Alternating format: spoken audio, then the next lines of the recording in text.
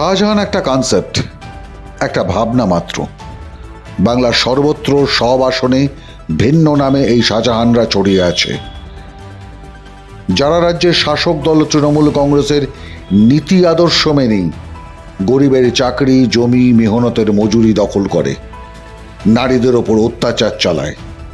শাহজাহানরা কোনো সুপারম্যান নয়, তৃণমূল এদের লালন পালন করে ক্ষমতায় টিকে থাকার জন্য। শ্রীরামপুরে সাংবাদিক বৈঠকে লোকসভা নির্বাচন নিয়ে প্রতিক্রিয়ায় মন্তব্য বিজেপির সদ্য নির্বাচিত রাজ্যসভার সাংসদ শ্রমিক ভট্টাচার্যের। শাহজাহান কোনো সুপারম্যান নয়।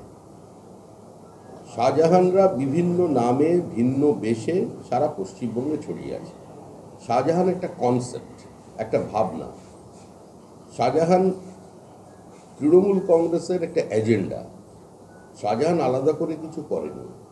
তৃণমূলের যে কর্মসূচি সেটাই স্বচ্ছতার সঙ্গে, দৃঢ়তার সঙ্গে, সততার সঙ্গে সন্দেশখালিতে প্রতিষ্ঠা করবার চেষ্টা করছিল।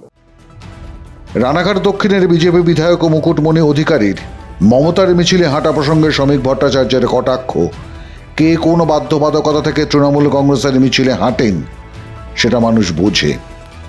আজ যে পথে তৃণমূলের মিছিল এড়িয়েছে সেই সমস্ত অঞ্চলে বিজেপি গতবারের থেকে বেশি মার্জিনে জিতবে।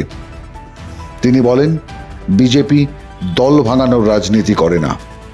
কিন্তু আবার বলছি, নির্বাচনে একমাত্র প্রাসঙ্গিক হচ্ছে নরেন্দ্র দামোদর দাস মোদী। পশ্চিমবঙ্গে বিজেপির প্রাপ্ত আসনের সংখ্যা 24-এর পর থেকে গোনা শুরু হবে।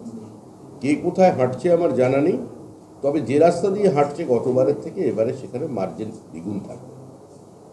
হুগলি জেলার 3টে আসনেই বিজেপি প্রার্থী জয়লাভ করবে। আমরা কারো দল ভাঙানোর রাজনীতি বিজেপি করে না। এটা তো রাজনৈতিক দল, হরিনাম সংকীর্তনের দল নয়।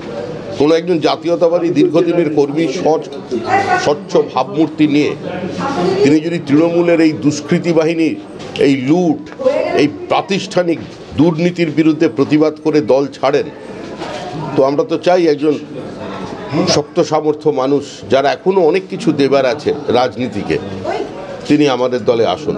তিনি ইচ্ছা প্রকাশ করেছেন, আমরা তাকে দলে নিয়েছি। এরকম বিষয়টা নেই যে দরজা খোলা আছে বা বাইরে তৃণমূল থেকে লোক না এলে কোনো বিজেপির উত্থান সম্ভব নয়। এই নির্বাচনে একজনই প্রাসঙ্গিক, যদি ব্যক্তির আলোচনা হয় তিনি নরেন্দ্র মোদী, আর সমস্ত প্রার্থীরা অপ্রাসঙ্গিক। শ্রমিক ভট্টাচার্য বলেন, আসন্ন লোকসভা নির্বাচনে মানুষ ভোট দেবেন স্থিতিশীল সরকার, অর্থনৈতিক প্রগতি ও সুশাসনের পক্ষে। সে কারণে এই নির্বাচনে একজনই প্রাসঙ্গিক, তিনি হলেন নরেন্দ্র দামোদর দাস মোদী। মাধ্যম ব্যুরো রিপোর্ট।